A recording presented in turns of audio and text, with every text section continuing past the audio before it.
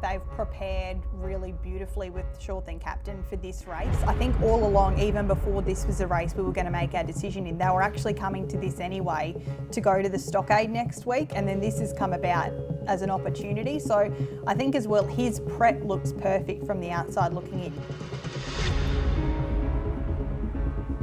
To support one of the biggest betting agencies in Australia, let alone the world, is absolutely fantastic. I mean, their name's out there, so hopefully we can do them proud. Yeah, he's quite a funny horse. He can be very quiet, but he can also flick the switch and become very wide awake, so to say. He likes his routine. He loves, having breakfast, doing work, going to the paddock, and then coming in and having dinner. I mean, if you interrupt that routine, he gets very, very cranky with that, and he loves having a mate with him, and he couldn't come away with his mate. His mate's still home in Brisbane, but he's got a new friend down here in Speak the Truth, and they've buddied up really good, and he just loves attention, and he's a good horse.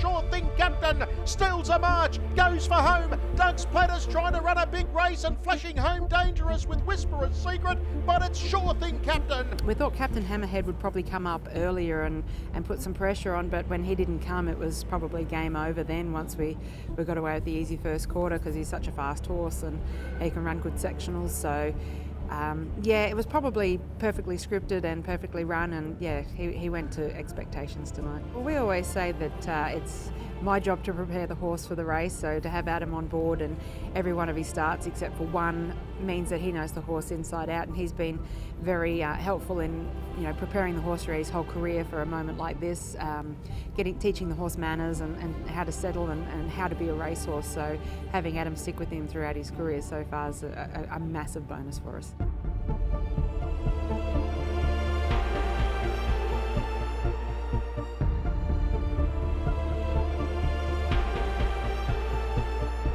Tactic-wise, no, I don't really give that to the driver, because, as we touched before, he's driven him every start bar one, so he knows how to drive him. He'll drive him, how he needs to be driven. So the pressure's off on my department. I guess you could say my job is at home and Adam's is on the track.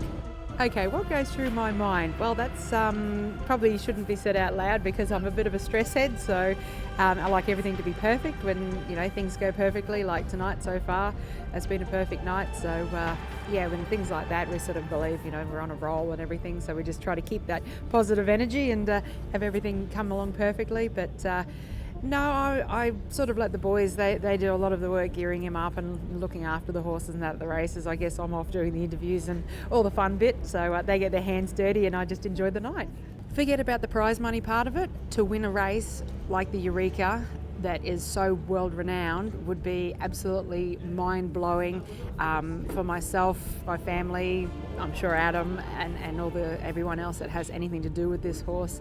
It would be absolutely fantastic. I mean, I'm one to share the celebrations. I don't think it's just a me job. It's everybody from somebody that puts a nail in the horse to brushing him or giving him a carrot, anything like that. Like, everybody's a part of the team, and everybody gets to enjoy the ride. So if we could pull this off next week and win, it would be such an emotional thing to realise that we've won the world's richest harness race.